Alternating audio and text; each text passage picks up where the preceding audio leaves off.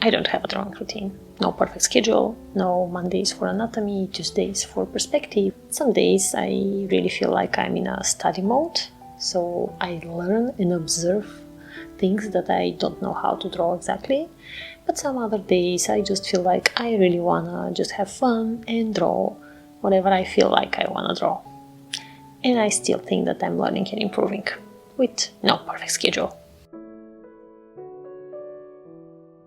Hey everybody, today we're going to talk about routines, especially for us, people who have full-time jobs and who don't have the time and energy that some other people can put in their drawing practices. So I think we need to be much more flexible, much more creative with our free time, and in order to improve into a creative field, we need to use some hacks.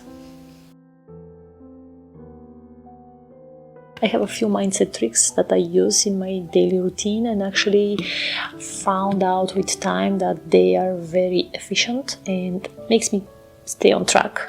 The first thing is put yourself accountable in front of others. I don't know if you've watched my previous video. If you don't, the link is gonna be somewhere here. This is where I spoke about how I am trying to put a pressure on myself with those YouTube videos, just because I feel like whenever I need having those type of pressure that is kind of an external one, is going to help me stay motivated for longer. For example, you can tell your friends or family that you're going to learn how to draw and you want to share the process with them, which will make them wait for you to show them something. And by making them wait, you actually put pressure on you to draw, because at the end of the day, if you don't send them anything, they're going to be like, what happened with your drawing idea? Are you still into it? I don't know if it works for everybody, but it worked for me, because I don't want to, disappoint others. And I really want to show myself like I'm a very responsible person, and whenever I say something, I'm going to do it. I'm going to achieve it. The other option is to create an Instagram page. I also have an Instagram. I created it quite a long time ago to actually have a place which I know kind of wait for me to show up and to put something on it. Or for example, having that YouTube channel is also another way of putting pressure on myself in order to draw more and to learn and to create something. And you have a lot of options nowadays. You may use some other social medias, you may decide to show up in a different way, but again, the point is to actually draw.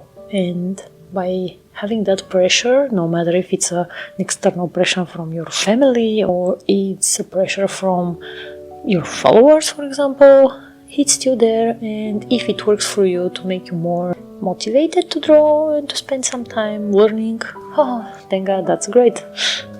You have an advantage made by yourself for yourself.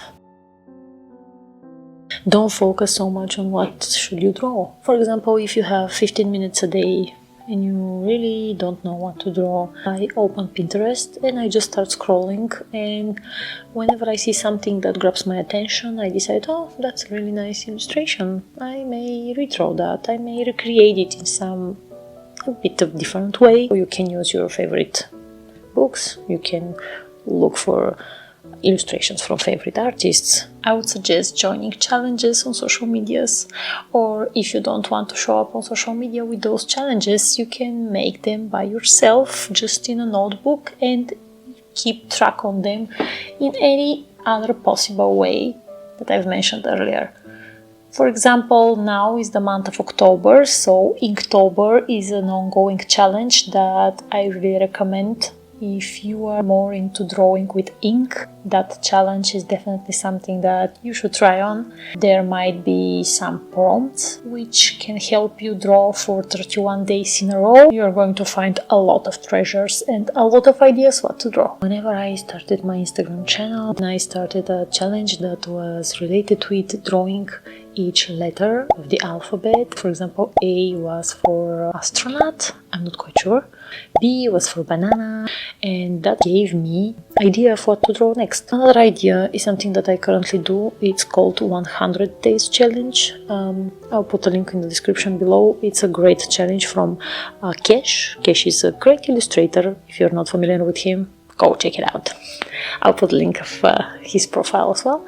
He has a lot of tutorials, and he did a few years in a row that 100 Days Challenge, where he creates 100 prompts and you have to draw each prompt each day for 100 days, and you had to spend 6 minutes drawing, at least 6 minutes. I use that now as a motivation to draw every day, and I'm currently in the 36th day of the challenge, so I definitely recommend joining some of those challenges and actually try to stick to the routine of drawing every day for so many days, and at the same time having an idea what to draw every day. It's a win-win, I think.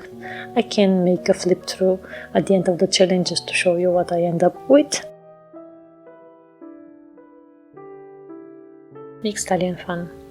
Sometimes the energy level at the end of the day might not be that high, and you might not feel like you are in a mood of study, but rather you might feel like you want to spend 15 minutes relaxing and just don't put so much pressure on you at that time. So it's good to give that permission to yourself to actually draw for fun, and don't feel like you need to draw all the time what someone says you're supposed to. For example, if you want to become better at drawing figures, you may draw a figure one evening, but that doesn't mean that you have to draw figures 7 days in a week. You may don't have that energy, you may don't have that motivation on that day, or you may have so little time, for example 5 minutes, when you feel like you don't need to even start because you won't have the time to finish whatever you decide to start. So in that case, you better just draw for fun, draw something quick, draw a quick sketch, draw something that you saw on Instagram and you really liked. I really think that it's a good mindset which helps you to stay consistent during the time when you feel like you're tired, and whenever you feel like, okay, today I have more time and I am very motivated to actually learn something new. And the last thing, which is very powerful, track your progress. For example, if you draw for quite some time now, just open your old illustrations and see how they look like, and compare them to the illustration that you did yesterday, for example. If that comparison makes you cringe, good job, you are improving, and that's a really good sign. If you feel like, it's amazing, I drew it 2 years ago and it's still amazing, it might be, because there are some exceptions and some stuff that we really do so amazingly 2 years ago that we cannot believe ourselves today that we did it. But most of the time, they'll make you cringe. You need to align that routine to your specific needs, and don't forget that art is part discipline and part curiosity, and actually mixing both keep us away from burning out and feeling like that's not for me, I really don't want to mess with that anymore. And actually drawing is having fun and enjoying the process, not just ticking some check boxes, you know. It's really important just to find our balance. I really hope that was useful.